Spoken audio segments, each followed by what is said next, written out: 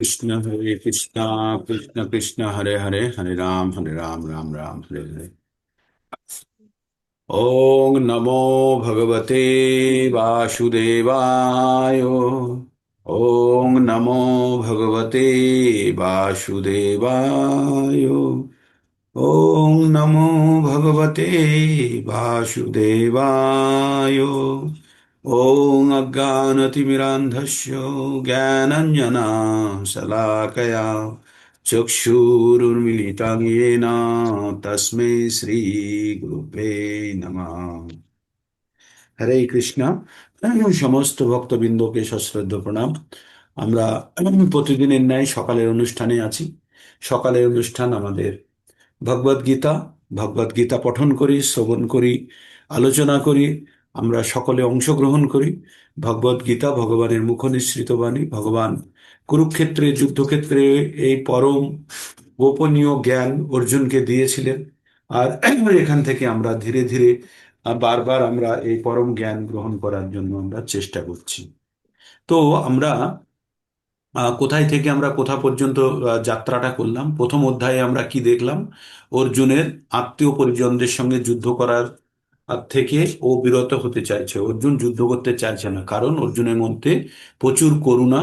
আর অর্জুন দেখতে পাচ্ছে যে তার সামনে তার আত্মীয় পরিজন, ভাই, কাকা, দাদা, মামা, শালা, শ্বশুর, পুত্র সকলে আছে। দেখে তার মন ভীষণভাবে ব্যতিগ্রস্ত হয়ে গেছে, কারণ অর্জুনের মনের মধ্যে করুণা আছে। কিন্তু অর্জুনকে ভুললে চলবে না। অর্জুন একজন খুব সুদক্ষ যোদ্ধা, সর্বশ্রেষ্ঠ যোদ্ধা তৎকালীন। হ্যাঁ? আর সেই যদি বলে আমি যুদ্ধ করব না, তাহলে তার গভীর তত্ত্ব জানার চেষ্টা করতে হবে। অর্জুন একজন কোমল হৃদয়ের ব্যক্তি। আচ্ছা, কোমলতা এবং রূঢ়তা দুটো আলাদা জিনিস যদিও, কিন্তু অর্জুনের মনের মধ্যে একটা কোমল করুণার জায়গা আছে, যেটি খুব তীব্রভাবে উৎপন্ন হয়ে অর্জুনের গুণের পরিবর্তন করিয়ে দিয়েছে। অর্জুনের কি গুণ? অর্জুনের ক্ষত্রিয় গুণ হচ্ছে তেজ, ক্ষমা, ধীতির, দক্ষাণ, যুদ্ধে চ পলায়নম। তো ক্ষত্রিয়দের এই গুণগুলি হচ্ছে যে তাদের মধ্যে তেজ থাকবে, প্রয়োজনে ক্ষমাও করবে, তার মধ্যে দৃঢ়তা আছে। আর তার মধ্যে কি আছে? সে যুদ্ধে কখনো পলায়ন করবে না, তার মধ্যে দক্ষতা আছে। আর সে ঈশ্বর ভাবও থাকবে তার মধ্যে, দান করার ইচ্ছেও থাকবে। তো এগুলো হচ্ছে ক্ষত্রিয় ধর্ম। তাই অর্জুন কিছুতেই যুদ্ধ করবে না। ভগবান তাই অর্জুনকে বোঝাচ্ছে। আপনাদের একটা এক্সাম্পল দিয়ে বলেছিলাম, আপনার ছেলে হায়ার সেকেন্ডারিতে খুব ভালো রেজাল্ট করেছে, ও নিটে খুব ভালো স্কোর করেছে। এবার ওকে ডাক্তারি পড়ানোর জন্য আপনি এইমসে ভর্তি করতে নিয়ে গেছেন। এবার এইমসে যখন আপনি ওখানে অ্যাডমিশনের জন্য সবকিছু রেডি করে দিচ্ছেন, তখন ছেলে একটু ঘুরে এসছে ওখান থেকে। ঘুরে এসে এবার ওর বাবা বলছে, বাবা এখানে সই করো, করে ফর্মটা জমা দিয়ে দাও। তখন বলছে আমি সই করব না। বলছে কেন? বলছে আমি ডাক্তারি পড়বো না। বলছে কেন পড়বে না? বলছে ডাক্তারি পড়লে অনেক কাটা ছেঁড়া করতে হয়, অনেক মানুষকে কাটতে হয়, তাতে আমার পাপ হবে। তো তখন বলছে যে আরে তুমি ওটা বুঝতে পারছো না, ওই রকম ভাবে কাটলে কখনো পাপ হয় না। তখন বলছে না, ছোটবেলায় মা আমাকে বলেছে, ঠাম্মা বলেছে, কারোর সঙ্গে মারামারি করলে, কাটলে, ই করলে পাপ হয়। তো এই যে ছেলের মনের মধ্যে যে ভুল ধারণা, কি যে কাউকে কাটাছেঁড়া করলে তাতে পাপ হবে, এই কারণে সে ডাক্তারি পড়তে চাইছে না। কিন্তু তার আগে সে প্রচুর প্রিপারেশন করেছে, প্রচুর সে আকাশ বাতাসে প্রচুর পড়েছে। পড়ে সে এবার ডাক্তারি। তো তখন কি করবে? বাবা কি করবে? ছেলেকে ফেরত নিয়ে চলে আসবে? না, কি করবে? ছেলেকে বোঝানোর চেষ্টা করবে, তাই না? তো ছেলেকে যখন বোঝানোর চেষ্টা করবে, তো অর্জুনেরও মনের মধ্যে এইরকম প্রশ্ন উৎপন্ন হয়েছে। তাই অর্জুন বলছে আমি যুদ্ধ করব না। তাই অর্জুনকে ভগবান বোঝাচ্ছে। তাই যেমন বাবা ছেলেকে বিভিন্ন পর্যায় দিয়ে বোঝায়, আর তেমনি অর্জুনকে ভগবান বোঝাচ্ছেন যে অর্জুন, তুমি শরীর নও, তুমি আত্মা। আর তুমি, এই আত্মার কখনো পতন হয় না। হ্যাঁ, শরীরের পতন হয়, আত্মার পতন হয় না। আর আমাদের যে দুঃখ কষ্টগুলো, এগুলো সব আমাদের ইন্দ্রিয়ের অনুভূতি মাত্র। একটু ধৈর্য রাখো, সব ঠিক হয়ে যাবে। আর আমাদের এই শরীরটি অসৎ, আর আমাদের আত্মা হচ্ছে সৎ। আত্মার সৃষ্টি হয় না, ধ্বংস হয় না। আত্মা জল দিয়ে ভেজানো যাবে না, আগুনে পোড়ানো যাবে না, অস্ত্র দিয়ে কাটানো যাবে না, বা বায়ু দ্বারা শুষ্ক করা যাবে না। হ্যাঁ? আর যার মৃত্যু হয়েছে তার জন্ম হবেই, যার জন্ম হয়েছে তার মৃত্যু হবে। এইভাবে অর্জুনকে বোঝানো হলো যে আমরা যেমন পুরনো বস্ত্র ত্যাগ করি, তেমনি আমরা শরীরকেও ত্যাগ করে আমরা নতুন বস্ত্র যেমন ধারণ করি তেমন নতুন শরীর ধারণ করি। এই কথাটা সবসময় মাথায় রাখতে হবে আপনাদেরকে, যে আমাদের কিন্তু নূতন শরীর ধারণ করতে হবে। কে ধারণ করবে? আত্মা। আত্মা কখনো কিন্তু উইদাউট শরীরে থাকতে পারে না। আমরা যেমন ও কোনো বস্ত্র ছাড়া থাকতে পারি না, আমাদের কোনো না কোনো বস্ত্র পরেই থাকতে হয়, তেমন আত্মাও কোনো না কোনো শরীর ধারণ করেই থাকতে হবে, না হলে সেই আত্মাকে বলা হয় অশরীরী আত্মা, আরো কষ্টদায়ক অবস্থা। তাই মৃত্যুর পরে যখন আমরা এই শরীর ত্যাগ করে অন্য শরীর ধারণ করি, তার মধ্যে আর একটা অবস্থা থাকে, তাকে বলে লাইফ বিটুইন দ্য লাইফস। হ্যাঁ, তখন কিছুদিনের জন্য একটা অবস্থা থাকে, তখন আমাদের একটা শরীর প্রদান করা হয়, টেম্পোরারি শরীর প্রদান করা হয়। তো সেটি কখনো কখনো অতিবাহন শরীর বা বিভিন্ন ধরনের শরীর, যদি যাত্রা করতে হয় তাহলে এক ধরনের শরীর দেওয়া হয়। এগুলো সব গরুর পুরাণে আছে, খুব ইন্টারেস্টিং জায়গাতে আছে, যে মৃত্যুর পরে কি হয়, পুরো সম্পূর্ণ বিস্তারিত আছে। তো তারপরে অর্জুনকে এরকম বোঝানো হলো, অর্জুনকে বোঝানো হলো তোমার স্বধর্ম কি। স্বধর্ম মানে হচ্ছে নিজ গুণজাত গুণ কি, প্রকৃতির তিনটে গুণ সত রজ আর তম, এই তিনটে গুণের উপরে ভিত্তি করে আমাদের আমাদের আমাদের এই তিনটে গুণের প্রভাব কার উপরে কতখানি বর্তমান, তারপরে নির্ভর করে তাদের বর্ণ স্থির করা হয়। তাদের বর্ণ স্থির করা হয়। তারপরে আমরা অর্জুনকে বোঝানো হলো তুমি ক্ষত্রিয়, তুমি যদি ক্ষত্রিয়র জন্য যুদ্ধ করার সুযোগ পাওয়া মানে তার জন্য স্বর্গের দ্বার উন্মোচিত হয়ে যায়। যুদ্ধে তুমি যদি জয় করো অর্জুন, তাহলে তুমি রাজ্য ভোগ করবে। আর যদি যুদ্ধে তুমি ক্ষত্রিয় কখনো পরাজিত হয় না, ক্ষত্রিয় পরাজিত হলে মৃত্যুবরণ করে, আর তুমি যদি যুদ্ধে মৃত্যুবরণ করো তাহলে তুমি স্বর্গ লাভ করবে। কারণ তুমি স্বীয় কর্তব্যে, তোমার নিজস্ব ধর্মে কর্তব্যে করতে করতে তুমি যদি প্রাণ ত্যাগ করো তাহলে তুমি স্বর্গ লাভ করবে।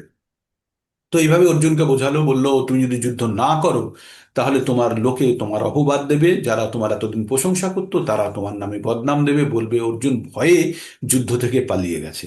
আর একজন ক্ষত্রিয়ের জন্য এই রকম অপবাদ পাওয়া মৃত্যুর থেকেও বেশি কষ্টকর। তাই তুমি লাভ ক্ষতি জয় পরাজয় এসব না ভেবে তুমি যুদ্ধ করার জন্য প্রস্তুত হও অর্জুন, তুমি যুদ্ধ করো। ঠিক এই বলে ওকে ওর স্বধর্ম সম্বন্ধে জ্ঞান দিল। তারপরে ভগবান এবার আর নিষ্কাম কর্মযোগের মধ্যে প্রবেশ করছে। নিষ্কাম কর্মযোগের মধ্যে ভগবান দুটো শ্লোক খুব সুন্দরভাবে প্রথমের দিকে বললেন, 40 আর 41, যেটির আপনারা বিস্তারিত ব্যাখ্যা করেছেন, প্রেজেন্টেশন দিয়েছেন, এবং আপনারা ওটাকে একদম মানে চাটনি বানিয়ে ফেলেছেন, তাই তো? তো এই শ্লোক দুটির মাধ্যমে ভগবান প্রথমে বললেন যে ভক্তির পথে সামান্য যদি কেউ অগ্রগতি করে থাকে তাহলে তার পতন নয়, নেই, যেখান পর্যন্ত ও ছেড়েছিল সেখান থেকে পরবর্তী যাত্রা তার শুরু হবে ভক্তির রাস্তাতে। তো আপনারা বিভিন্ন উদাহরণ দিলেন, প্রাপ্য পুণ্য কিতাং লোকানুস্থিতা শাশ্বতী সমা সুচিরাংসি মদাং গেহে যোগভ্রষ্ট অভিজায়ত। মানে আমরা যে যে ভক্তি করছি, করতে করতে যদি আমাদের গন্তব্যস্থলে না পৌঁছতে পারি তাহলে আমাদের কি হবে? তখন কি হবে? পরবর্তী জীবন যেটা হবে সেখানে হবে প্রাপ্য পুণ্য কিতাং, এই যে আমরা এই জীবনে যে পুণ্য উৎপন্ন করেছি সেই জন্য কি করব, লোকানুস্থিতা শাশ্বতী সম, অনেক দিনের জন্য আমরা কোনো উচ্চ লোকে আমরা সুখ ভোগ করব। তারপরে কি হবে? সুচিনাং শ্রীমতাং গেহে, তারপরে কোনো উচ্চ ব্রাহ্মণ কুলে বা কোনো বৈষ্ণব কুলে বা কোনো উচ্চ বণিক পরিবারে জন্মগ্রহণ হবে। হয়ে কি হবে? সেখানে যেন তার কোনো রকম অসুবিধা না থাকে, কিসের? ভক্তি করার জন্য। ভক্তির জন্য সুন্দর একটা প্ল্যাটফর্ম পাবে, আর সেখানে যতখানি তার বাকি রয়ে গেছে ভক্তি, সেটি সে সম্পন্ন করার সুযোগ পাবে। তো এইভাবে তার কাছে সে ফেসিলিটিস গুলো থাকলো। কিন্তু এতেও কিছু কিছু জায়গাতে আবার প্রবলেম হতে পারে, সেটা আমরা পরে বলছি। তো এইভাবে বলে তারপরে বললেন যে ভক্তির পথে সামান্য যদি কেউ অগ্রগতি করে রেখেছে তার কোনো নাশ নেই বা বিনাশ নেই। হ্যাঁ, নেহাভিক্রমণা শাস্তি প্রত্যাবায়না বিদ্যাতে স্বল্পমপস্য ধর্মস্য ত্রয়াতে মহাতো ভয়াত, মহান ভয় থেকে রক্ষা করে কে? এই স্বল্পমপস্য ধর্মস্য, সামান্য যদি কেউ ভক্তির পথে অগ্রগতি করে থাকে তাহলে তার কোনো সে মৃত্যু ভয় থেকে অন্তত নিজেকে বাঁচাতে পারে। মৃত্যু ভয় মানে কি? আমাদের কাছে সব থেকে বড় ভয় হচ্ছে মৃত্যু ভয়। আর মৃত্যু ভয় থেকে বাঁচানো মানে মৃত্যু থেকে বাঁচানো নয়, মৃত্যু সম্বন্ধে প্রকৃত জ্ঞান দিয়ে, যে আমি যদি এই বাড়ি ছেড়ে চলে যাই, 2 কামরার বাড়ি ছেড়ে আমি একটা 4 কামরার বাড়িতে চলে যাচ্ছি, তার মানে কি? যে আমার জীবনের উন্নতি করছি, তখন আমার মানে যে বাড়িটা আগে থাকতাম সেই বাড়িটার জন্য আমার আর মন তত বেশি খারাপ হবে না, কারণ একটা নতুন বাড়ি পাওয়ার জন্য আমার মন তখন বিচলিত হয়ে থাকবে, তাই না? তো তেমনই আনন্দিত হয়ে থাকবে। তো তেমনই আমাদের জানতে হবে যে যারা জ্ঞানী, যারা জেনে গেছে, যে আমরা পড়েছিলাম 12 নম্বর শ্লোকে 2 নম্বর অধ্যায়ের, দেহিনস্মিন যথা দেহে কৌমারং যৌবনং যারা তথা দেহান্তর প্রাপ্তির ধীরস্তত্ত্ব, ধীরস্তত্ত্ব নাম ইহতি। ধীর ধীর ব্যক্তি যারা, তারা কখনো মুহ্যমান হয় না। ধীর মানে যারা পণ্ডিত, যাদের বুদ্ধি আছে, তারা কখনো এই যে শরীরের মধ্যে পরিবর্তন দেখছি দেখে আমাদের কিন্তু আমরা বিচলিত হই না, কিন্তু একটা শরীর থেকে যখন আর একটা শরীরে যাই, তখন আমরা বিচলিত হই। আর সেই অবস্থাতে কিন্তু পণ্ডিতরা বিচলিত হন না, তো সেটাই এখানে বলা হয়েছে। তো তাই আমাদের জানতে হবে যে মৃত্যুর যে পরম ভয়, সেই ভয় থেকে কখন মুক্ত হবে। কেউ যদি সামান্য ভক্তির পথে অগ্রগতি করে থাকে, সে যদি জীবনের প্রকৃত জ্ঞান অর্জন করে থাকে, তাহলে তারা কখনো মৃত্যু ভয় থাকবে না। 1 মিনিট। হরে কৃষ্ণ হরে কৃষ্ণ, কৃষ্ণ কৃষ্ণ হরে হরে, হরে রাম হরে রাম, রাম রাম হরে হরে। হরে কৃষ্ণ। তো আমরা কি জানছিলাম, যে 40 এবং 42 নম্বর শ্লোকে ভগবান দুটো কথা বলেছে। 42 নম্বরে ভগবান বলেছে, যাদের বুদ্ধি বিভিন্ন দিকে বিভক্ত, তারা কখনো কোনো কাজে সাফল্য লাভ করতে পারে না। তাই আমরা আমাদের যে বুদ্ধিকে জড় প্রকৃতির দিকে, বিভিন্ন দিকে বিভক্ত করার পরিবর্তে এক জায়গাতে আমরা কেন্দ্রভূত যদি করি, আমরা ভগবানের আহ চরণ কমলকে উদ্দেশ্য করে, বা আমাদের নির্দিষ্ট গন্তব্যস্থলকে উদ্দেশ্য করে যদি আমরা যাত্রা শুরু করি, তখন তাহলে কিন্তু আমরা সাফল্য, বা আমরা আমাদের গন্তব্যস্থলে পৌঁছতে পারবো। আমরা 42 43 নম্বর শ্লোকে আমরা যেখানে দেখলাম, সেখানে বেদের পুষ্পিতম বাক্য, মানে বেদের ডেকোরেটেড, মানে অলংকৃত বাক্যের কথা বলা আছে। বেদে আমরা বিভিন্ন জিনিস সম্বন্ধে, বিভিন্ন বেদ মানেই হচ্ছে জ্ঞান, আর জ্ঞান, এই জ্ঞান ভগবানের থেকে এসেছে ব্রহ্মার মাধ্যমে। আর ব্যাসদেব বেদ লিখেছেন। এবার বেদের মধ্যে বিভিন্ন জিনিস আছে, কর্মকাণ্ড আছে বিভিন্ন, আর তারপরে আহ বিভিন্ন বিদ্যা আছে, চিকিৎসা বিদ্যা, মহাকাশ বিদ্যা, অর্থনীতি, বিভিন্ন জিনিস সম্বন্ধে ওখানে বলা আছে। তো সেখান থেকে আমরা মানসিক এই বর্তমান জীবনে আমরা বেশিরভাগই কর্মকাণ্ডের দিকে বেশি আসক্ত, তাই আমরা কর্মকাণ্ডে বেশি বিশ্বাস করি, যার দ্বারা কর্মকাণ্ডের দ্বারা সুখ ভোগ বা স্বর্গ লাভের জন্য যদি কেউ চেষ্টা করে, তার জন্য যজ্ঞ করা যায়, এবং সেই সমস্ত কিছু বেদে লেখা আছে। কিন্তু যারা বেদ পড়ে যদি প্রকৃত অর্থে বেদের অর্থ জানতে চায়, সেটি হচ্ছে ভগবানকে জানা। তাই ভগবান 15 নম্বর অধ্যায়ে 15 নম্বর শ্লোকে বলেছে, বেদেশ্চ সর্বে অহমেব বেদ্য। বেদেশ্চ সর্বে অহমেব বেদ্য। সমস্ত বেদ পড়ে আমাকেই জানা যাবে। তার মানে বেদ পড়ে কেউ যদি ভগবানকে না জানতে পারে, তাহলে তার জন্য বেদ পড়া বৃথা। এবার উল্টো দিক থেকে যদি কেউ বেদ পড়ে ফেলে, যদি কেউ ভগবানকে জেনে ফেলে, তাহলে বেদের প্রকৃত উদ্দেশ্য তার দ্বারা জানা হয়ে গেল, তাই না? তারপরে বলা হয়েছে, এইটি সম্বন্ধে বলা হয়েছে, ছোট জলাশয়ে যেমন যে কাজগুলি হয়, বড় জলাশয় দ্বারা অটোমেটিক্যালি সেই কাজগুলো সম্পন্ন হতে পারে। তার মানে আবার আপনার কাছে যদি 1000 টাকা থাকে, তাহলে ওই 5 টাকা এই 1000 টাকার মধ্যে লুকিয়ে আছে। ওই 1000 টাকার মধ্যে থেকে আপনি 5 টাকার কাজও করতে পারবেন, তাই? তো তেমনই বলছে, যদি ভগবানকে কেউ জেনে যায়, তার সামনে বেদের জ্ঞান খুব সূক্ষ্ম, খুব ছোট। তো তারপরে ভগবান বললেন যে কাজ, কর্ম করার অধিকার আছে, ফলের অধিকার নেই। আর এই কর্ম আর এই কর্ম কখনোই আমি যেন নিজেকে এই ফলের সঙ্গে যুক্ত না করি। হ্যাঁ, যে আমি ফলের কারণ হিসাবে যেন আমি না ভাবি। তার মানে 4টে ভাগ আছে, কর্ম করার অধিকার আছে, ফলের অধিকার নেই, আর কর্মের ফলের সঙ্গে যেন আমি নিজেকে যুক্ত না করি। আর 4 নম্বর হচ্ছে যে, যেহেতু আমি কর্মের ফলের সঙ্গে আমাকে যুক্ত করছি না, সেই জন্য আমার যেন কর্ম করার প্রতি অনিচ্ছা তৈরি না হয়। হুম এই 4টে ভাগে ভাগ করা হয়েছে। তারপরে যোগ সম্বন্ধে বলা হলো। যোগ কি? যোগ আহ যে বুদ্ধি যোগের কথাই মেনলি এখানে বলা হয়েছে, যে যোগে যারা কর্মফলের কামনা বাসনা পরিত্যাগ পূর্বক ভক্তিযোগে স্থিত হয়ে স্বধর্ম বিহিত কর্ম করে। এখানে আমি আপনাদেরকে অনেক উদাহরণ দিয়ে বলেছিলাম, দুটো শ্লোক ভাগবতম থেকে বলেছিলাম আমাদের স্বধর্ম কি, আর সেখানে থেকে কর্মের ফলের আশা না করে কেউ যদি কর্ম করে, সিদ্ধি অসিদ্ধি, কি জয় হলো না পরাজয় হলো, কি লাভ হলো লোকসান হলো, এসব সমবুদ্ধি থেকে যে এই কাজগুলি করে, তাকে সমবুদ্ধি বলে। এবার সমবুদ্ধি বলতেই আমাদের মানে একটা স্থিতপ্রজ্ঞ কথার মতো একটা ভাব চলে আসবে। তার আগে বুদ্ধিযোগের কিছুটা কথা বলা হচ্ছে। বলছে, যাদের কম বুদ্ধি সম্পন্ন ব্যক্তি, তারা কি করে, এই নিকৃষ্ট সকাম কর্ম থেকে নিকৃষ্ট সকাম কর্মের দিকে আকৃষ্ট হয়। যারা বুদ্ধিমান ব্যক্তি তারা কি করে, এই নিকৃষ্ট সকাম কর্ম থেকে দূরে থেকে তারা সেই আধ্যাত্ম চেতনায় অধিষ্ঠিত হয়ে ভগবানের শরণাগত হয়ে থাকে। তাই অর্জুনকে বলছে তুমি সেই চেতনায় অধিষ্ঠিত হয়ে ভগবানের শরণাগত হও। আর তারা তাদের কর্মফল করতে চায়, তারা কৃপণ।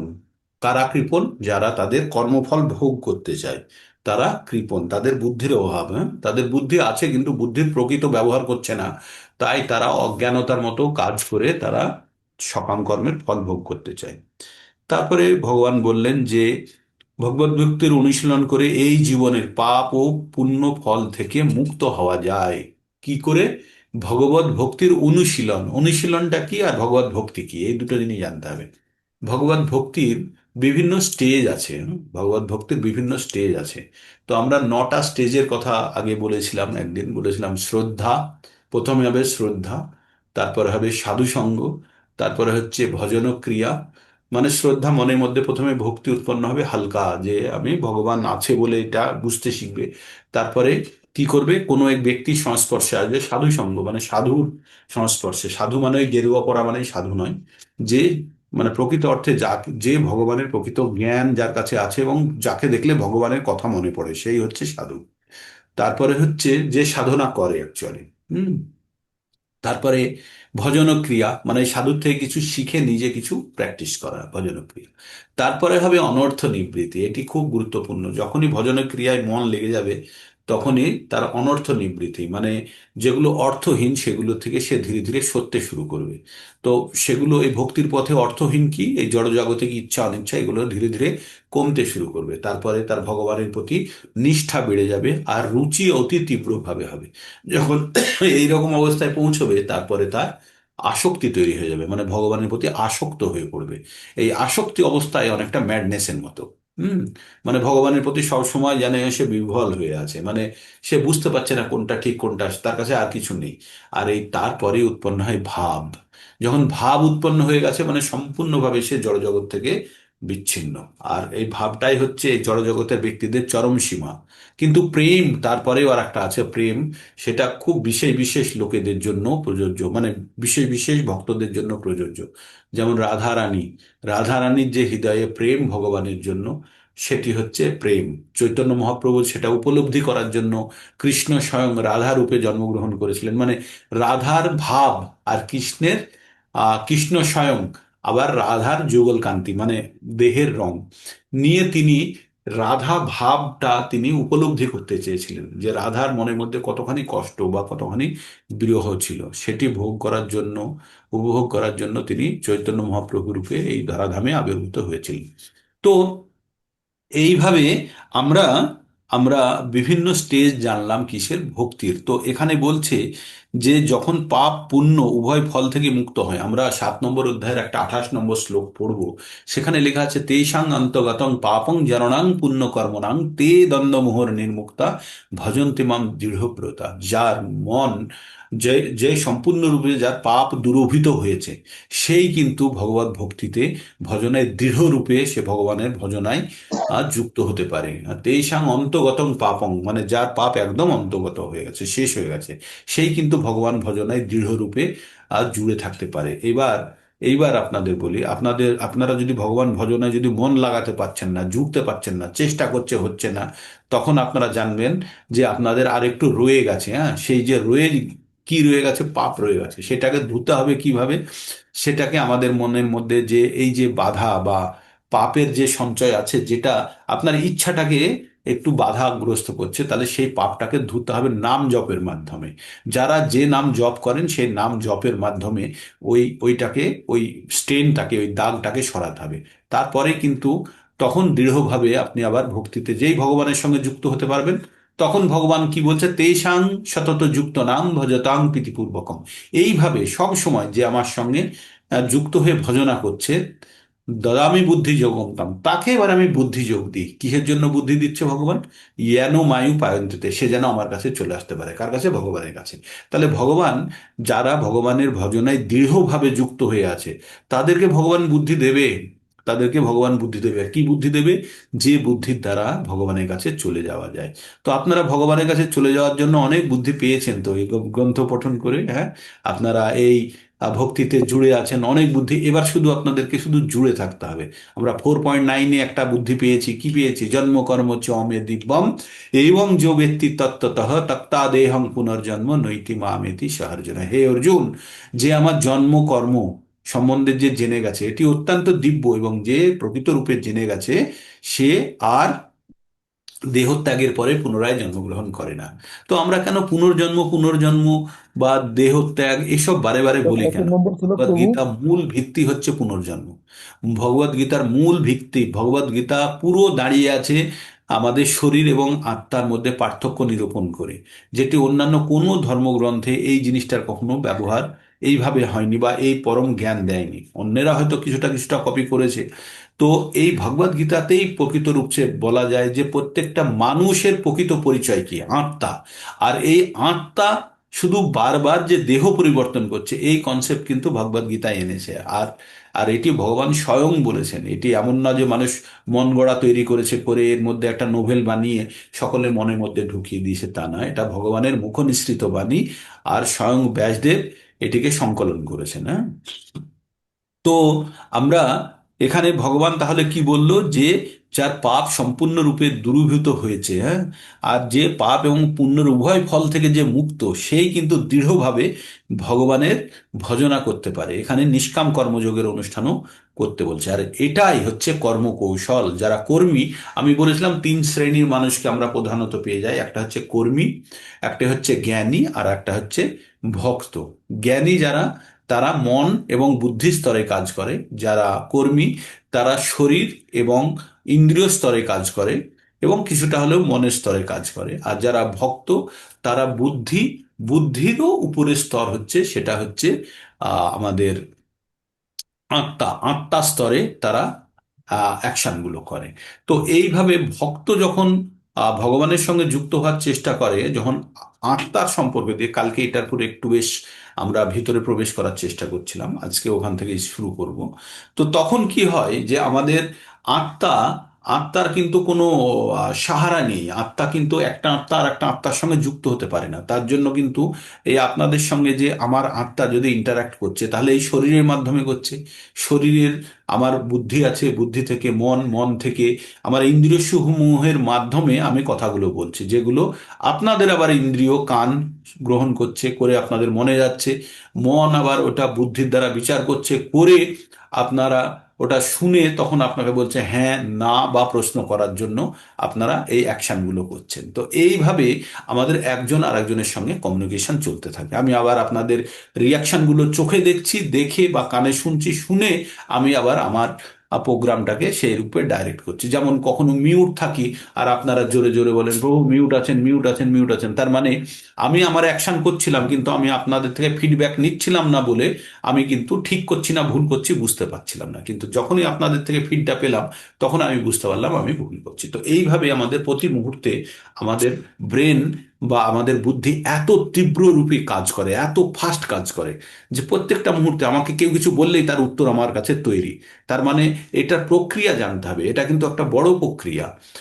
আপনি বললেন, আমার কান শুনলো, শুনে মনকে দিল, মন বুদ্ধিকে দিল, বুদ্ধি তার নিজের ডেটাবেস খুঁজলো, খুঁজে এটাকে অ্যানালাইসিস করলো, করে তার একটা রিয়াকশন প্রস্তুত করলো, করে আবার মুখ দিয়ে বলিয়ে দিল, তাই না?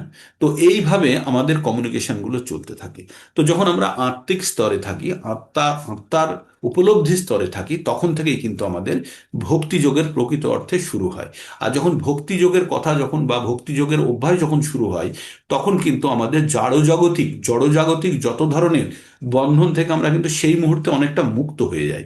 আপনারা এই সকালবেলায় যখন আপনারা এই ব্রহ্ম মুহূর্তে আপনারা যখন এই ভগবদ গীতার কথা শোনেন বা ভগবত পাঠে যখন আপনারা অংশগ্রহণ করেন, তখন আপনারা কিন্তু অনেক অংশে আপনারা কিন্তু আত্মা স্তরে থাকেন। আপনারা দৈহিক স্তরে বেশিরভাগই থাকেন না। কারণ যে এই যে আধ্যাত্ম চেতনায় উদ্বুদ্ধ হয়ে আধ্যাত্মিকতার অনুশীলন করা, এটি এক ধরনের অনুশীলন শ্রবণ। এই যে ভগবত জ্ঞানের মাধ্যমে বা ভগবত ভক্তির আবার নবিধ ভক্তিও আছে, হ্যাঁ। নবিধ ভক্তি, তার মধ্যে একটি হচ্ছে শ্রবণ, শ্রবণ কীর্তন স্মরণ। হ্যাঁ, তো শ্রবণ শ্রবণ করা কার কথা? এগুলো কিন্তু কোনো সিনেমার কথা বা কোনো দেবদেবতার কথা না। এখানে শুনতে হবে কিন্তু ভগবানের কথা, ভগবান বিষ্ণুর কথাই শুনতে হবে। সেটি মানে এগুলো হচ্ছে ভক্তির বিভিন্ন পদ্ধতি। পরীক্ষিত মহারাজ যেমন পুরো শ্রবণই করেছিলেন, হ্যাঁ, শ্রবণ করেও তিনি মুক্ত হয়ে গেছিলেন। তো বিভিন্ন জন বিভিন্ন এই যে শ্রবণ, তারপরে কীর্তন, বিভিন্ন বিভিন্ন অ্যাক্টিভিটিজ আছে, স্মরণ। হিরণ্যকশিপুর পুত্র প্রহ্লাদ মহারাজ শুধু স্মরণ করেছে, বিষ্ণুকে স্মরণ করেছে শুধু। তো বিভিন্ন ব্যক্তি বিভিন্ন অ্যাকশনের মাধ্যমে, একদিন আপনাদের এটা নিয়েই বলবো যে কারা কিভাবে উদ্ধার হয়েছে। মাতাজি একদিন বলেছিলেন, একদিন কোনো সেশনে আমি ওটাকে ইনকর্পোরেট করব। তো এইভাবে আমরা বিভিন্নভাবে, তো বিভিন্ন স্টেজ আছে, তো আমরা কি করি? আমরা সবগুলোই ছোট ছোট করে করছি। আমরা শ্রবণ করছি, আমরা পঠন করছি, কীর্তন করছি মানে পঠন করছি। তারপরে আমরা কি করছি? আমরা স্মরণ করছি বা মনন করি না, মনের মধ্যে এটা শুনে, আচ্ছা এটা শুনলাম, এটা এটা মনন করছি। তারপরে আবার ভগবানকে আমরা কি করি? ভগবানের সেবা করি, পাদ সেবনম, তারপরে অর্চনং বন্দনং দাস্যং সাক্ষং, আর তারপরে আত্মনিবেদন, সম্পূর্ণরূপে ভগবানের কাছে নিবেদন করা। তো এগুলো হচ্ছে ভক্তির বিভিন্ন বিভিন্ন পদ্ধতি। তো এবার আমরা আমরা এবার ভক্তির অনুশীলনের কথা বলছি। অনুশীলনের জন্য আমরা যেটা করি, এখন যেটা করি, একটি প্রথমে তো প্রথম দিনেই একটা বীজ পুঁতে দিলেই সেই বীজ থেকে বড় গাছ হবে না। সেই বড় গাছটাকে আগে লালন পালন করতে হবে। তো গাছটাকে প্রধান গাছের শত্রু জানতে হবে, যে কারা গাছের শত্রু। তো আমাদের প্রধান শত্রু হচ্ছে কাম। আর এই কাম বাসনাকে রেস্ট্রিক্ট করার জন্য আমাদের চারটে নিয়মের মধ্যে বেঁধে দিয়েছে। এই চারটে নিয়ম, যে চারটে নিয়মের দ্বারা যখন আমরা, আমাদের চারটে নিয়মের, মনে করেন একটা গাছের চারা পুঁতেছেন, সেই গাছের চারাটাকে তো গরু বা ছাগলে খেয়ে নেওয়ার খুব ভয়। তো সেই জন্য আপনি একটা বেড়া দিয়ে ঘিরেছেন। তো বেড়ার চারটে চারটে মানে পিলার পোঁতা আছে, আর চারটে পিলারকে বেঁধে দিয়েছেন। তো এই চারটে পিলার হচ্ছে, আমরা আমরা যে পদ্ধতিটা ফলো করি সেটা হচ্ছে ভক্তির নিয়ম। এই চারটে পদ্ধতি কি কি?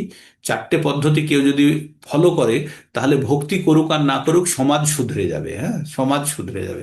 চারটে পদ্ধতিগুলো একটু আমাদের, মানে আমাদের অ্যাকসেপ্টেন্স একটু কষ্ট হয় অনেকেরই। তো চারটে পদ্ধতির প্রথম যেটা বলছে সেটা হচ্ছে আমিষ বর্জন। আমিষ বর্জন মানে পশু হত্যার সঙ্গে জড়িত, আর এটি একটি দয়াহীন অবস্থা। মানে আমি যখন কাউকে হত্যা করছি, তখন মনে হয় আমার মনের মধ্যে দয়া থাকতে পারে না। তাই বলছে ধর্মের চারটে পা আছে। ধর্ম নামে একটা বৃষ আছে, তার চারটে পা আছে। চারটে পা কি কি? একটি হচ্ছে দয়া, একটি হচ্ছে তপস্যা, আর একটি হচ্ছে শৌচতা, আর আর একটি হচ্ছে আহ সত্যতা। এই চারটে পায়ের উপরে ধর্ম নামক বৃষ বা ধর্ম নামক ষাঁড় দাঁড়িয়ে আছে। চারটে পা কি কি? দয়া, তপস্যা, সত্যতা, আর হচ্ছে শৌচতা। এই চারটে পা যদি ভেঙে দেওয়া যায়, তাহলে আর বৃষটি দাঁড়িয়ে থাকতে পারবে না। এই চারটে পা যদি একটি পাও ভাঙা যায়, তাহলে তিন পেয়েও ও হয়ে গেল। হ্যাঁ, তিন পেয়ে হলেও সে হয়তো দাঁড়িয়ে থাকবে, কিন্তু স্টেবল হয়ে থাকতে পারবে না। বা দুটো পা ভেঙে দিলে দুটোতে আর দাঁড়াতে পারবে না, তাই না? তো কলিযুগে এখন চারটে পাই ভাঙা মোটামুটি। চারটে পা কি? প্রথম পা হচ্ছে দয়া। দয়া ভেঙে যায় কখন? যখন আমরা কোনো পশু হত্যা করি, হ্যাঁ, তখন দয়া নামক পাটি আমরা ভেঙে ফেলি। তাই আমরা যখন দয়া, আমাদের মনের মধ্যে যদি দয়া না থাকে, তাহলে আমরা কিন্তু আমাদের কিন্তু সেই দয়া যদি না থাকে, তাহলে কিন্তু আমরা ধর্মের একটা পাকে ভেঙে ফেললাম। আমরা কলিযুগে সবাই বলি না, এখন বর্তমানে দেশে ধর্ম বলে কিছু নেই, মানে দেশে কোনো নিয়ম কানুন নেই, কারণ ধর্ম নেই বলে। আর ধর্ম কেন নেই? কারণ ধর্মের প্রধান একটি পা, সেটি হচ্ছে আমাদের দয়া। আর দয়া নষ্ট হয় কখন? যখন কোনো পশুকে হত্যা করা হয়। ভগবান বলেছে সর্বজনীষু কন্তেয় মূর্তয় সম্ভবন্তি য তাসাং ব্রহ্ম মহাজ্জনীর অহম বীজ প্রদপিতা। আমি সকল প্রাণীর বীজ প্রদানকারী পিতা। হ্যাঁ, যত ধরনের প্রাণী হতে পারে। তার মানে আমাদের প্রত্যেকটা প্রাণীর সঙ্গে আমাদের একটা ভ্রাতৃত্বের সম্পর্ক বা একটা কমন পিতার একটা সম্পর্ক আছে। তাই মনে করুন একটা ব্যক্তির চারটে সন্তান আছে। একটি সন্তান হাবা গোবা বা কথা বলতে পারে না। তিন ভাই মিলে প্ল্যান করলো যে ছোট ভাই যে হাবা গোবা, তার কিডনি কেটে বিক্রি করে দেবো। হুম, বলে যদি বাবার কাছে প্রস্তাব দিল, বললো ও তো কিছু করে না, ওর কিডনি কেটে বিক্রি করলে প্রচুর টাকা পাওয়া যাবে, তো সেই টাকা দিয়ে আমরা আনন্দ ভোগ করব। তখন বাবা বলল যে তোদেরকে আমার সন্তানকে দেখতে হবে না, তোরা তোদের নিজের মতো কাজ কর, আমি যেভাবে করি আমি আমার সন্তানকে রক্ষা করব। তো তেমনই যেগুলো নিরীহ প্রাণী, যাদের প্রতিবাদ করার ক্ষমতা নেই বা সীমিত প্রতিবাদ করার ক্ষমতা, তাদেরকে যখন আমি হত্যা করি তখন কিন্তু ভগবান মোটেই আমাদের প্রতি সন্তুষ্ট হয় না। এটা মানে আমাদের বৈষ্ণব ফিলোসফির একটি বড় শক্তিশালী অঙ্গ। তাই এখানে আমিষ বর্জনের কথা বলা হয়েছে। একদিনে পারবেন না, আমাদের অনেক অভ্যাস, অনেক দিনের জন্ম জন্মান্তরের অভ্যাস। তাই এটা চেষ্টা করা। আর আমিষ, আমাদের শরীরটি কিন্তু আমিষ খাদ্য গ্রহণের জন্য তৈরি নয়। আমাদের শরীরটি নর্মালি একটা ভেজিটেরিয়ান খাবার তৈরি করার জন্য। আবার তাহলে বলবেন যে প্রাণী যদি হত্যা হয় তাহলে আমরা তো গাছপালাকে হত্যা করছি বা সবজি খাচ্ছি, তখন তো তাদের হত্যা করা হচ্ছে। ভগবান ভগবদ গীতায় খাদ্য সম্বন্ধে বলতে গিয়ে, আমরা আসলে খাদ্য, যে কোনো খাদ্যই মানেই পাপ খাওয়া। যদি ভগবানকে উদ্দেশ্য না করে যে কোনো খাদ্য গ্রহণ করা মানেই পাপ খাওয়া। ভগবান বলেছেন, পত্তম পুষ্পং ফলং তোয়ং যো মে ভক্তা প্রয়চ্ছতি তদহং ভক্ত উপহিত আহ তদহং ভক্ত উপহিত अस्मामि প্রয়াতমানম। তো ভগবান বলছে, কোনো ভক্ত যখন আমাকে পত্র মানে পাতা, ফুল, ফল আর আমাকে জল যখন অর্পণ করে, ভক্তি সহকারে অর্পণ করে, তখন আমি তা গ্রহণ করি। তার মানে আমাদের পাতা, ফুল, ফল এগুলো খাওয়ার অধিকার আছে। এগুলো ভগবানকে অর্পণ করে আমরা গ্রহণ করতে পারিনি। ভগবান কিন্তু কখনো বলেনি আন্ডা মচ্ছি বিরিয়ানি জমে ভক্তা প্রয়চ্ছতি, যে ভক্ত আমাকে ডিম, মাছ বা মাংস আমাকে অর্পণ করে আমি তা সাদর গ্রহণ করি। ভগবান কিন্তু বলেনি এগুলো। ভগবান বলেছে পত্রম পুষ্পম ফলম তোয়ম। তো যাই হোক, এগুলো ধীরে ধীরে আমরা যারা পারিনি এখনো তাদেরকে চেষ্টা করতে হবে, যদি আপনারা কনভিন্স হন। আর যদি কনভিন্স না হন তাহলে আপনারা চালিয়ে যেতে পারেন। তাহলে দয়ার প্রথম পাটা ভেঙে যায় যখন আমরা কোনো প্রাণী হত্যা করি বা হত্যা করতে উদ্যত হই। আর তারপরে হচ্ছে তপস্যা। তপস্যা নষ্ট হয় যখন আমরা কোনো ধরনের নেশা নেশা করি। কোনো ধরনের নেশা থাকা মানেই আমার একনিষ্ঠ অবস্থায় কোনো কর্ম করা থেকে আমাকে আহ, মানে আমাকে সরিয়ে নিয়ে যায়। তাই যখন আমাদের তপস্যা নষ্ট হয় কিসে, যখন আমরা কোনো ধরনের নেশা করি। ইভেন চায়ের নেশা পর্যন্ত, আপনি সকালবেলায় জব করছেন, তপস্যা করছেন, এটা একটি তপস্যার অঙ্গ। তো যখন করছেন তখন আপনার যদি চায়ের যদি নেশা থাকে, মনে হয় এক সিপ পেলেই, তার মানে এই যে আপনার যে মেডিটেশন করছেন, আপনি জব করছেন মানে মেডিটেশনই করছেন সম্পূর্ণরূপে। এই মেডিটেশন থেকেও কিন্তু ভগ্ন হতে পারে যদি আপনার চায়ের বা অন্য কোনো জিনিসের নেশা থাকে। তারপরে হচ্ছে সত্যতা। সত্যতা হচ্ছে যে আমাদের ব্রাহ্মণ লাইক কোয়ালিটি। ব্রাহ্মণ কখনো মিথ্যা কথা বলে না। ব্রাহ্মণ কি বলে? আর্যবম। আর্যবম মানে তাদের ভিতরটাও যেমন বাইরেটাও তেমন, তারা কাঁচের মতো পরিষ্কার। তো তাদের ভিতরে কি থাকে, তারা যেটা ভাবে সেটাই বলে। কিন্তু মিথ্যা বলা মানে কি, যেটা ভাবছি তার উল্টো কিছু বলছি বা এমন কিছু বলছি যেটা বাস্তবের সঙ্গে আহ, এক নয়, সেটাই হচ্ছে মিথ্যা। তো তাহলে আমাদের সেই গুণটাকে অর্জন করতে হবে, কি, যে ব্রাহ্মণত্ব কোয়ালিটি আনতে হবে, ব্রাহ্মণের ওই গুণটি আমাদের মধ্যে আনতে হবে। সেটা হচ্ছে আর্জবম, যে আমরা মিথ্যা বলবো না, আমরা ভিতরে আর বাইরে একই রকম থাকবো। তারপরে হচ্ছে শৌচতা। শৌচতা মানে না, শৌচতা নষ্ট হয় অবৈধ সম্পর্কে। যখন আমরা স্ত্রী বা পুরুষের সঙ্গে কোনো অবৈধ সম্পর্কে লিপ্ত হই, তখন আমাদের বাহ্যিক এবং অন্তরের পবিত্রতা নষ্ট হয়। তো এই চারটে নিয়ম যখন আমরা, এই চারটে নিয়মের বেড়া দিয়ে যখন আমরা আমাদের ভক্তিরূপী বীজটিকে যখন আমরা রক্ষা করব, তখন কিন্তু গাছটিকে বাইরের কোনো জিনিস আমাদেরকে ক্ষতি করতে পারবে না। তাই যদি এই চারটি নিয়ম কেউ পালন করে, যদি ভক্তি নাও করে, সমাজ কিন্তু অটোমেটিক শুধরে যাবে। হ্যাঁ? এই চারটে নিয়ম, যদি মিথ্যা কথা না বলে, জুয়া না খেলে, লটারি না করে, লটারি জুয়া না খেলে, নেশা না করে, কোনো অবৈধ সম্পর্কে লিপ্ত না থাকে, আমিষ বর্জন যদি করে, বা এই চারটি নিয়ম যদি কেউ করে থাকে, তাহলে কিন্তু সমাজ অটোমেটিক্যালি শুধরে যাবে। হানাহানি, মারামারি, কাটাকাটি একদমই থাকবে না। আর তারপরে বলছে যে, তারপরে বলছে যে গাছটি লাগিয়ে বেড়া দিয়ে ঘিরে দিলেই যে গাছটি বড় হবে তা না। গাছটিকে কি দিতে হবে? গাছটি থেকে, গাছটির গোড়াতে দিতে হবে জল, দিতে হবে। হ্যাঁ, নিয়মিত জল সেচন করতে হবে, সার দিতে হবে। সেগুলো আমরা জপের মাধ্যমে করি। সেইগুলি হচ্ছে চারটে নিয়ম মানা। আর জপ করি আমরা কিসের জন্য? যে এই যে গাছটিকে, যে ভক্তিলতা বীজ আছে তাকে আমরা কি করি? সিঞ্চন করি। হ্যাঁ। তো এইভাবে ভক্তির পথে ধীরে ধীরে অগ্রসর হওয়ার কথা। আর এবার যদি আগাছা জন্মায় গাছের কাছে, সেগুলো তুলে ফেলতে হবে। আগাছাগুলো কি আমাদের, বাবা কি পাখি ডাকছে যে, আয় আয়। তো এবার যদি গাছটির কাছে যদি কোনো ও, যদি আগাছা জন্মায় তাহলে সেগুলো তুলে ফেলতে হবে। আগাছাগুলো কি, আমাদের মনের মধ্যে ছোট ছোট কামনা বাসনা যেগুলো তৈরি হয়, কারণ মন যখন শুদ্ধ হতে শুরু করে তখন ছোট ছোট কামনা বাসনা মনের মধ্যে আসে, সেগুলোকে উপড়ে ফেলে দিতে হবে। তো এইভাবেই আমরা ভক্তির পথে ধীরে ধীরে চলতে থাকবো। তারপরে এবার স্থিতপ্রজ্ঞ অবস্থায় আমরা চলে এসেছি। ভগবানকে অর্জুন জিজ্ঞেস করেছিল স্থিতপ্রজ্ঞ কি, স্থিতপ্রজ্ঞরা কেমন ভাবে কথা বলে, তারা কেমন ভাবে আচরণ করে, আর তারা কেমন ভাবে স্থিতপ্রজ্ঞস্য কা ভাষা স্থিতদি কিম প্রভাসেতে কিমাসিত বোঝেতে কিম, মানে কিভাবে চলাফেরা করে, কিভাবে আচরণ করে, কিভাবে কথা বলে। তো এটা স্থিতপ্রজ্ঞ সময়। তাই ভগবান বলছে যারা আত্মনি তুষ্ট, যারা নিজের মধ্যে নিজের থেকে তুষ্ট, তারা আর বাহ্যিক সমস্ত প্রকার কামনা বাসনাকে ত্যাগ করেছে, তারা কিন্তু স্থিতপ্রজ্ঞ অবস্থায় আছে। কি বলছে, প্রজাহতি যাদা কামান সর্বান পার্থ মনোগতান, মনের মধ্যে যত ধরনের কামনা বাসনা আছে সেগুলোকে ত্যাগ করে আত্মনি তুষ্ট, মানে মনের মধ্যে থেকেই নিজে নিজে তুষ্ট যখন, তখন তাকে বলা হচ্ছে স্থিতপ্রজ্ঞ অবস্থা। আর স্থিতপ্রজ্ঞ অবস্থা মানে হচ্ছে একটা ব্রহ্মভূত অবস্থা, যেখান থেকে সম্পূর্ণভাবে ভগবানের সঙ্গে কিন্তু যুক্ত হওয়ার একটা প্ল্যাটফর্ম।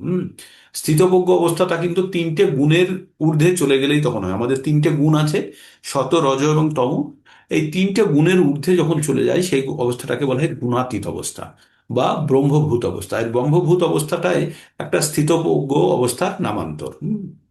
তখন বলছে কি, দুঃখেষু না উদ্বিগ্ন মনা সুখেষু না বিগত স্পৃহা, দুঃখেও কিছু হয় না বা সুখেও সে বিগলিত বা খুব স্পৃহা নেই, আর বা দুঃখেও ভেঙে পড়ে না, কিছুতেই কিছু যা আসে না তখন।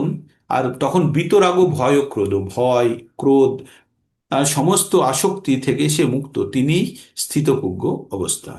তারপরে কি বলেছে, য সর্বত্রাণভি যো সর্বত্র অভিস্নেহ তত্তৎপ্রাপ্য শুভ অসম শুভ অশুভম নাভি নন্দতি না দেশটি তস্য প্রজ্ঞা প্রতিষ্ঠিত। বলছে এই জগতের সমস্ত বিষয়ে যিনি আসক্তি রহিত, তিনি প্রায়, তিনি প্রিয় বস্তু পেলেও আনন্দিত হন না, অপ্রিয় বস্তুতে তিনি বিরূপ বিরূপ প্রকাশ করেন না বা বিরূপ হন না, তিনি সম্পূর্ণ জ্ঞানে অবস্থিত। আসলে স্থিতপ্রজ্ঞ অবস্থা মানে হচ্ছে জড়জাগতিক কামনা বাসনা থেকে সম্পূর্ণভাবে মুক্ত হয়ে আধ্যাত্ম চেতনায় যে স্থির হয়ে আছে, সেটাকেই আপনারা স্থিতপ্রজ্ঞ হিসাবে ধরে নিতে পারেন। তারপরে আমরা বলেছিলাম কুর্ম, কুর্ম অর্থাৎ কচ্ছপ, যেমন কোনো বিপদ দেখলে নিজের শরীরকে নিজের শক্ত খোলসের মধ্যে টেনে নেয়, তেমনি তেমনি যারা স্থিতপ্রজ্ঞ ব্যক্তি, তখন যারা বাইরের কোনো ইন্দ্রিয় বিষয়সমূহ, অ্যাকচুয়ালি আমাদের প্রবলেমটা কখন আসে, আমাদের ইন্দ্রিয়গুলি আছে চক্ষু, কর্ণ, নাসিকা, জিহ্বা, ত্বক, এইগুলো হচ্ছে আমাদের সেন্স অর্গান বা জ্ঞান ইন্দ্রিয়। এই জ্ঞান ইন্দ্রিয় সংস্পর্শে যখন ইন্দ্রিয় বিষয়সমূহ চলে আসে, তখনই আমাদের বিকার উৎপন্ন হয়। আর ইন্দ্রিয় বিষয়সমূহ কি হচ্ছে, রূপ, রস, গন্ধ, শব্দ, স্পর্শ। এই পাঁচটা জিনিস যখন এই পাঁচটা ইন্দ্রিয় সংস্পর্শে চলে আসে, তখন কি হয়, তখন বিকার উৎপন্ন হয়, আর তখনই আমাদের স্থিতপ্রজ্ঞ অবস্থা নষ্ট হয়ে যায়। তাই বলছে যারা স্থিতপ্রজ্ঞ আছে, তারা ইন্দ্রিয় বিষয়সমূহের কাছে আসার আগেই ইন্দ্রিয়গুলোকে গুটিয়ে নিচ্ছে। যেমন কচ্ছপ বাইরে কোনো বিপদ দেখলেই তার ইন্দ্রিয়গুলোকে যেমন গুটিয়ে নেয় বা হাত পা মুখ ভিতরে ঢুকিয়ে নেয়, তেমনই স্থিতপ্রজ্ঞ ব্যক্তিরা কি করে, কোনো ইন্দ্রিয় বিষয়সমূহ থেকে নিজেকে ফট করে দূর করে নেয়, তার ইন্দ্রিয়গুলোকে দূর করে নেয়। কিন্তু তারপরেই আবার বলল যে দূর করে নেয় বটে, কিন্তু বেশিক্ষণ ধরে রাখতে পারবে না। তাহলে কি করতে হবে, তাহলে আমাদের ইন্দ্রিয়গুলোকে এমন জিনিসে এনগেজ করে রাখতে হবে যে এনগেজ হয়ে থাকলে সে আর ওই বিষয়গুলোর প্রতি আসক্ত হবে না। কোন বিষয়ে আসক্ত এনগেজ করে রাখলে, যে বিষয়গুলি আমাদের বেশি ইন্টারেস্ট দেয়, তাই না, যে বিষয়গুলি আমাদের বেশি উচ্চতর স্বাদ দেয়, যে বিষয়গুলি আমাদের ভালো লাগে। যেমন মনে করুন, এই শিবরাত্রির সময় আগে আমরা ছোটবেলায় দেখেছি রাত্রি জাগরণ হতো। আর রাত্রি জাগরণ হলে সবাই তো ঘুমিয়ে পড়বে, সেজন্য কি হতো, সারা রাত্রি ব্যাপী সিনেমা চলতো আগে। হ্যাঁ, তিনটে চারটে শো হয়ে যেত রাত্রি, মনে আছে আপনারা ছোটবেলায় যারা দেখেছেন, যে তখন কি হতো, মুভি চলতো বা তিনটে চারটে, যাতে সারা রাত জেগে থাকতে পারে। তার মানে ঘুমের থেকে বেটার আমরা জাগ্রত থাকবো কখন, যখন আমাদের একটা বেশি ইন্টারেস্টিং জিনিস আমরা পাবো, তাই না। তো তেমনই বলছে, বিষয় বিনির্বর্তন্তে নিরাহরস্য দেহিনা রসবর্জম রসপহস্য পরম দৃষ্টা নিবর্ততে। যখন আমরা কোনো উচ্চতর স্বাদ পাই, তখন নিম্নতর স্বাদগুলি অটোমেটিক্যালি আমাদের কাছ থেকে দূরে চলে যায়। যখনই আপনি যখনই আপনি সন্দেশের স্বাদ গ্রহণ করেছেন, সন্দেশ মিষ্টি যখন খেয়ে ফেলেছেন, তখন কিন্তু খেজুরের গুড় আর আপনার কাছে অত মিষ্টতা দিতে পারবে না, পারবে? বা এমনি সাধারণ গুড় তখন মিষ্ট লাগবে, ভালো লাগবে? লাগবে না। কারণ আপনি উচ্চ স্বাদ পেয়ে গেছেন। তো তেমনি দেহধারী জীব ইন্দ্রিয় সুখ ভোগ থেকে নিবৃত হতে পারে না। কারণ আমাদের মনকে কখনো, আমি বলেছি না, বোতল থেকে হাওয়া বার করার জন্য বোতল কখনো খালি করতে পারবেন না, হাওয়া বার করতে পারবেন, কিন্তু যখন জল ঢেলে দেবেন তখন হাওয়া অটোমেটিক বেরিয়ে যাবে। তাই আমাদের মন কখনো খালি থাকে না, কিছু না কিছু জিনিস অকুপাই করে থাকে।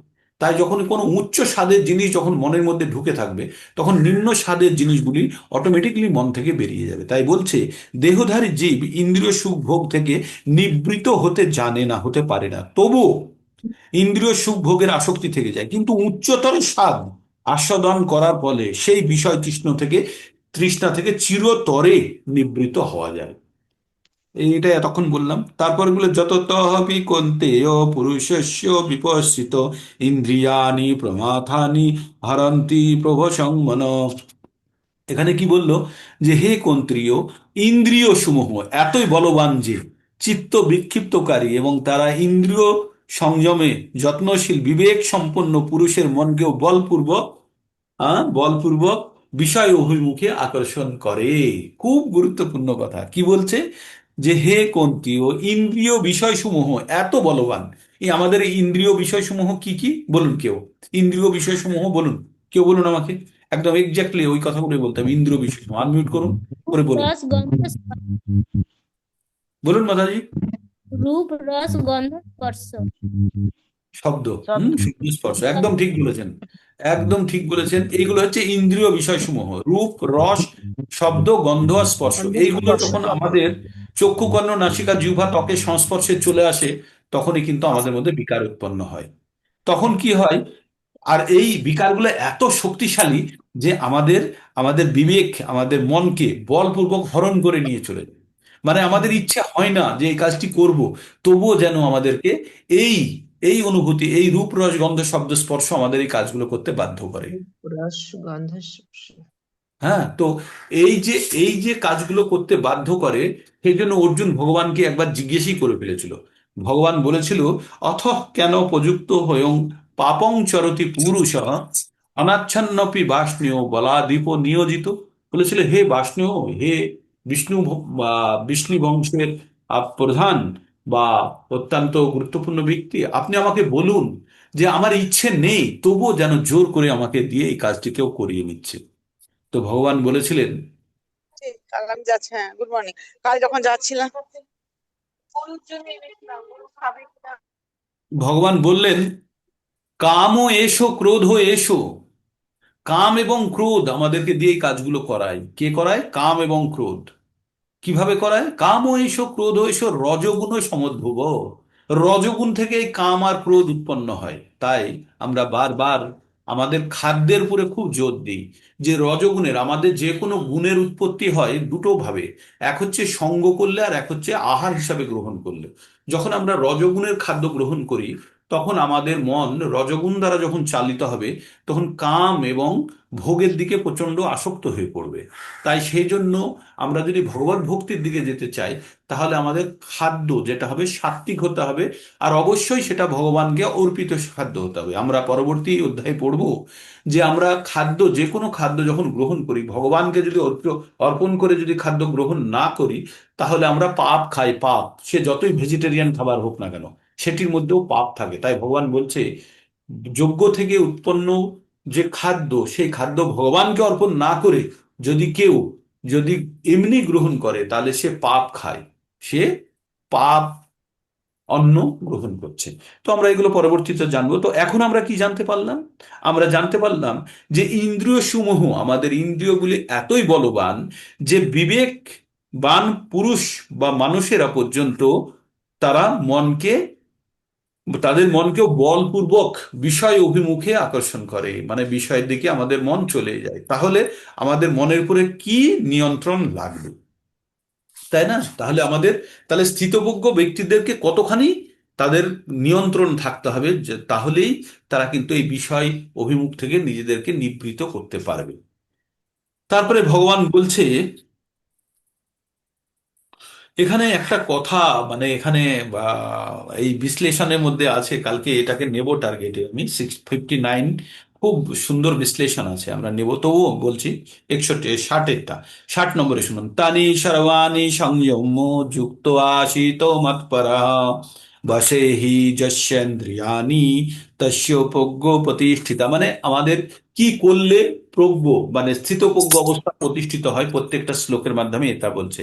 তানি সর্বাণি সংযম্য যুক্ত আশিত মৎপরাহা, যিনি তার ইন্দ্রিয় সমূহকে সংযম পূর্বক তাদের সম্পূর্ণরূপে বশীভূত করেছে। আগেরটায় কি পড়লাম, ইন্দ্রিয় সমূহ এতই বলবান যে চিত্তকে বিক্ষেপকারী, যে তারা ইন্দ্রিয় সংযমে যত্নশীল বিবেকেরও মনকে বলপূর্বক হরণ করে। ওফ!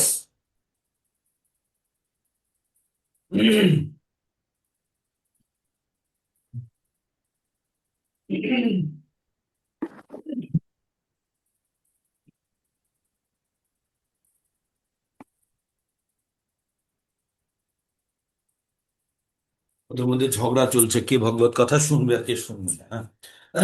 তো ভগবান কি বললেন, তানি সর্বাণি সংযম্য, তানি সর্বাণি সংযম্য যুক্ত আশিত মৎপরা বশে হি যস্যেন্দ্রিয়ানি তস্য প্রজ্ঞা প্রতিষ্ঠিত। বলছে, যিনি ইন্দ্রিয় সমূহকে সম্পূর্ণরূপে সংযম পূর্বক সম্পূর্ণরূপে বশীভূত করে আমার উত্তমা ভক্তি পরায়ণ হয়েছেন, তিনি স্থিতপ্রজ্ঞ। যে ব্রাহ্মণের গুণের মধ্যে কিন্তু এই ইন্দ্রিয় সংযমের কথা বলা আছে, সম দম তপ শৌচং। তার মানে যদি কেউ ব্রাহ্মণ শ্রেণীতে যদি উন্নীত করতে পারে নিজেকে, সে কিন্তু তখন কি করতে পারে, তার ইন্দ্রিয়কে সংযম করতে পারে। ব্রাহ্মণের ইন্দ্রিয় সংযম করার ক্ষমতা আছে। সম মানে হচ্ছে অন্তরেন্দ্রিয়, মনকে কন্ট্রোল করতে পারে। দম বহিরিন্দ্রিয়কেও দমন করতে পারে। সম দম তপ তপস্যা করে। শৌচং পবিত্রতা থাকে। আর সম দম তপ শৌচং ক্ষান্তিরও দৃঢ়তা, ক্ষান্তিরও আর্জবম, তার মধ্যে কি আছে, সরলতা আছে, একদম ভিতরে আর বাইরে একরকম, মিথ্যা কথা বলে না। তারপরে কি, তারপরে হচ্ছে জ্ঞানও, তার কাছে জ্ঞান আছে, বিজ্ঞান ব্যবহারিক জ্ঞানও আছে। জ্ঞান ও বিজ্ঞান ও আস্তিক কম, আর সে সম্পূর্ণরূপে আস্তিক, ভগবানের পুরে নির্ভরশীল বা বিশ্বাস করে। তো এগুলো হচ্ছে ব্রাহ্মণের কোয়ালিটি। তো এই কোয়ালিটি গুলো আপনাদের একবার লিখে আমি দিয়েছিলাম না, আপনারা অনেকদিন প্র্যাকটিস করেছিলেন, একটা এক্সারসাইজ করেছিলেন, এই কোয়ালিটি কার কার মধ্যে আছে। এবার দেখে নিন আপনারা ব্রাহ্মণ কোয়ালিটি আপনাদের মধ্যে কার কার মধ্যে আছে, কার মন নিয়ন্ত্রণে, কার বহির ইন্দ্রিয়র মধ্যে কার সম্পূর্ণরূপে কন্ট্রোল আছে, আপনারা দেখে নিন। হ্যাঁ, যখন এগুলো হবে তখন জানবেন ব্রাহ্মণ শ্রেণীতে উন্নীত হয়েছেন। আর ব্রাহ্মণ শ্রেণীতে উন্নীত হলেই তারপরেই হচ্ছে গুণাতীত অবস্থার মধ্যে যেতে পারবে না। তো এগুলো ধীরে ধীরে যাওয়া যাবে। আর এগুলো সবগুলো বাইপাস হয়ে যাবে কখন, যখন আপনি কৃষ্ণ ভক্তিতে চরম রূপে লীন হয়ে যাবেন, তখন অটোমেটিক্যালি এই গুণগুলি আপনার মধ্যে উৎপন্ন হয়ে যাবে। দুটো রাস্তা আছে, গুণগুলিকে পরিবর্তন করতে করতে পৌঁছানো, আর এক হচ্ছে সরাসরি ভগবত ভক্তিতে প্রবেশ করে বাকি জিনিসগুলোকে সরাতে। যখন ভগবত ভক্তিতে সম্পূর্ণরূপে কষ্টের সঙ্গেই, কখনো কখনো মেকানিক্যাল ওয়েতেই, বা কখনো কখনো অনুশীলনের মাধ্যমে যখন আপনি এই জিনিসগুলো প্রতিদিন করবেন, তখন এই যে আপনারা প্রতিদিন সকালে যুক্ত হন, এখানে কিন্তু মনকে পবিত্র করেছেন বলে যুক্ত হচ্ছেন না, এখানে যুক্ত হচ্ছেন বলেই মন ধীরে ধীরে কিন্তু পবিত্রতা আসতে শুরু করেছে এবং আপনারা ভক্তির দিকে লীন হতে শুরু করেছেন। তো এটি একটা সাধু সঙ্গের একটি ব্যবহারিক, মানে ফল, যে সাধু সঙ্গ যখন করা হয় তখন সেই মুহূর্তের জন্য আমরা অন্তত তো বাহ্যিক জড়জগতের চিন্তা ভাবনা থেকে মুক্ত থাকি, ঈশ্বর চেতনায় বা আধ্যাত্ম চেতনায় আমরা তো অধিষ্ঠিত থাকি। তো এইভাবে যত বেশি আমরা থাকবো, যত বেশি আমরা শ্রবণ করব, ততই কিন্তু আমাদের মানসিক পরিবর্তন আসবে এবং ধীরে ধীরে আমরা কিন্তু আমাদের গুণগত মানের উন্নতি করতে পারবো। তাই তানি সর্বাণি সংযম্য জুতো আশিত মত পরহ বশে হি যস্যেন্দ্রিয়ানি তস্য প্রজ্ঞা প্রতিষ্ঠিত। তো কি বলছে, কিন্তু যারা ইন্দ্রিয় সমূহকে সংযম পূর্বক তাদের সম্পূর্ণরূপে বশীভূত করে আমার উত্তমা ভক্তি পরায়ণ হয়েছেন, তিনি স্থিতপ্রজ্ঞ। এইবার আপনাদের দুটো শ্লোক বলবো, যেটা সানডের জন্য থাকলে এই দুটো পড়ে দিয়ে ছেড়ে দেবো, কালকে আবার এখান থেকে আমরা আগে নিয়ে যাব। কোন জিনিসে একজনের পতন কিভাবে হয়, একটা মানুষের পতন কিভাবে হয়, কিভাবে একজন মানুষ নাশ হয়ে যায়, তার একটা সুন্দর ট্র্যাজেক্টরি দিয়েছে, সুন্দর একটা পথ বর্ণনা করেছে। কিভাবে, ধায়ত বিষাং পুংসাং যে পুংসং মানে হচ্ছে পুরুষ বলছে, তবে মানুষকেই বোঝাচ্ছে। ধায়ত বিষং, কোনো বিষয় সম্বন্ধে যখন আমরা চিন্তা ভাবনা করতে থাকি। সংগাস তেষু উপজায়তে, তার সঙ্গে সঙ্গ করার ইচ্ছা জন্মায়। তার মানে কোনো জিনিস সম্বন্ধে যখন আমরা বারবার ওই জিনিসটা নিয়ে চিন্তা ভাবনা করতে থাকি, তখন ওই জিনিসটা পাওয়ার একটা ইচ্ছা জন্মায়। তাই দেখবেন, আপনারা যখন কোনো জিনিস যদি গুগলে সার্চ করে থাকেন, যে কোনো জিনিস আপনি সার্চ করছেন, ওই ফট করে আপনি যে জিনিসটা খুঁজেছিলেন সেটি বারবার আপনার চোখের সামনে চলে আসে। হ্যাঁ, এই যে কোকো কোলা, কোলগেটের অ্যাডভার্টাইজমেন্ট গুলো দেয় এইভাবেই, যে আমাদের মনের মধ্যে তার যেন ছবি একটা বসে থাকে। কোনো অবস্থাতেই যদি আমার সফট ড্রিঙ্কস বা কোল্ড ড্রিঙ্কসের কথা মনে হয়, যেন কোকা কোলাই ভেসে আসে। সেই জন্য এরা বারবার অ্যাডভার্টাইজমেন্ট দেয়।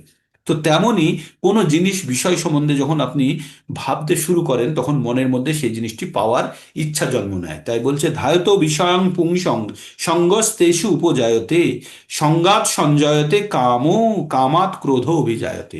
এইবার কি বললো, যে সংঘাত, সেই জিনিসটা পাওয়ার ইচ্ছাটা যখন তীব্রভাবে রূপ নেবে, তখন সেটাকে কাম বলা হয়। কাম মানে কোনো জিনিসকে তীব্রভাবে পাওয়ার ইচ্ছাকে বলা হয় কাম। শুধু ঈশ্বরকে বাদ দিয়ে বাকি যে কোনো জিনিসকে তীব্রভাবে পাওয়ার ইচ্ছাকে বলা হয় কাম। কামাত ক্রোধ অভিধায়তে। আর এই কাম যদি পূর্ণ না হয়, আংশিক পূর্ণ হলে লোভ উৎপন্ন হয়। আর যদি একদমই পূর্ণ না হলো, তাহলে কি হয়, তখন ক্রোধ উৎপন্ন হয়। তাহলে কোনো জিনিস সম্বন্ধে যখন আমরা ভাবনা চিন্তা করি, তখন ওই জিনিসটার প্রতি আসক্তি জন্মায়। এবার ধীরে ধীরে আসক্তিটা যখন প্রবল হয়ে যায়, তখন ওটা কামনায় পরিণত হয়। এবার কামনা যদি পূর্ণ না হয়, তাহলে ক্রোধ উৎপন্ন হয়। আর ক্রোধ উৎপন্ন হলে কি হয়, ক্রোধাৎ ভবতি সম্মোহ।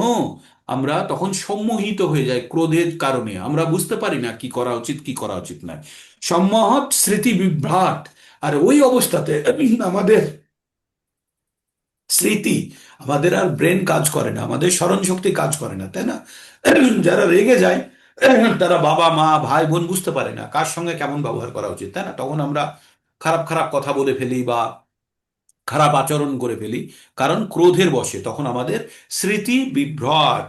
তখন স্মৃতি ভংসাত মানে স্মৃতি তখন আমাদের আর ব্রেনকে ওই খবরগুলো দিতে পারে না, এটা বাবা এর সঙ্গে এরকম ব্যবহার করো, এটা মা, এটা ভাই বোন এদের সঙ্গে এরকম ব্যবহার করো, সেই ইনফরমেশন গুলো আমাদের স্মৃতি থেকে আসে না। আর স্মৃতি ভংসাত বুদ্ধি না আসো।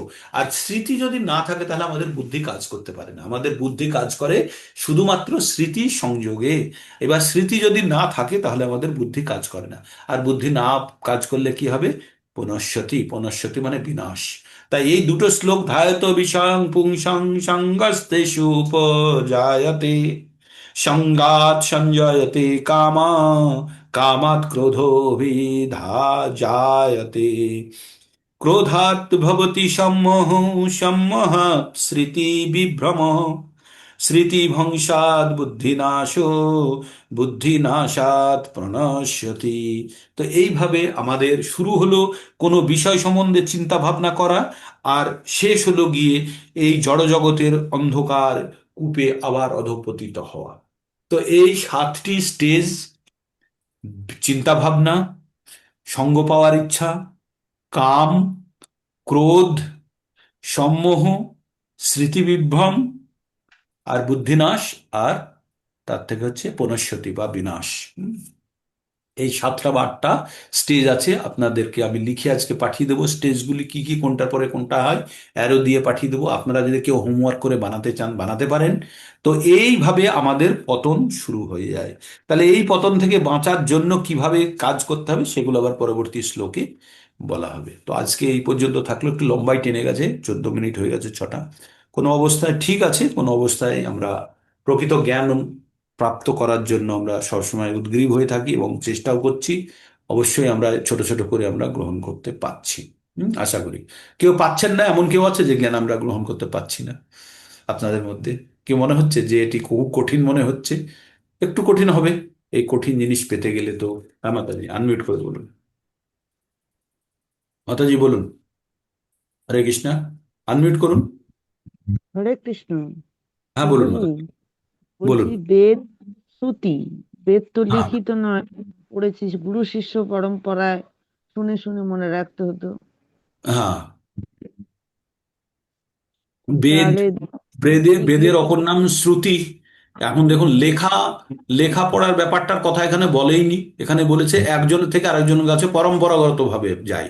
তো আমার কাছে যদি কোনো একটা গ্রন্থ থাকে, সেই গ্রন্থ থেকে যদি আরেকটা গ্রন্থ থাকে, সেটাও কিন্তু পরম্পরাগত ভাবেই ছাপানো হলো। তো পরম্পরা এইভাবেই চলে এসেছে। যে বেদের জ্ঞান, প্রথম ভগবান বেদের জ্ঞান ভগবান কৃষ্ণ ব্রহ্মার হৃদয়ে স্থাপন করেছিলেন। যখন আমরা ভাগবতম পড়বো, প্রথম শ্লোকে এটা পড়বো, তেনে ব্রহ্মা হৃদি অধিক অবয়ে, মানে কি করেছিল?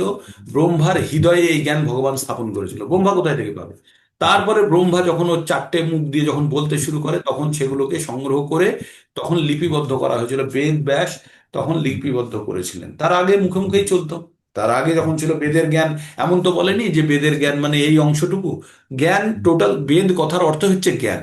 এবার বেদ যখন জ্ঞানকে ঠিক একটা শেপ দিয়ে যখন আমি প্যাকেটে করে বিক্রি করছি, তখন কোনো ম্যানেজমেন্টের কোর্স হয়ে যায়, তাই না? ইঞ্জিনিয়ারিং কোর্স, ডাক্তারি কোর্স, এগুলো কি জ্ঞানের সামান্য অংশকে একটা সীমার মধ্যে রেখে সেটাকে আমি বিতরণ করছি, তখন এক একটা কোর্সে পরিণত হয়।